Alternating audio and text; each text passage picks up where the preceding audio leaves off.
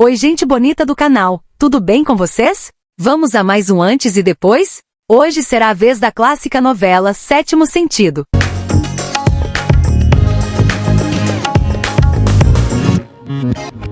Sétimo Sentido é uma telenovela brasileira produzida e exibida pela TV Globo de 29 de março a 8 de outubro de 1982, em 166 capítulos. Enredo: Luana Camará é uma marroquina que vem ao Brasil para tentar reaver o patrimônio de sua família, que havia sido roubado pela família Rivoredo, e acaba se apaixonando por Rudi, filho do patriarca dos Rivoredo.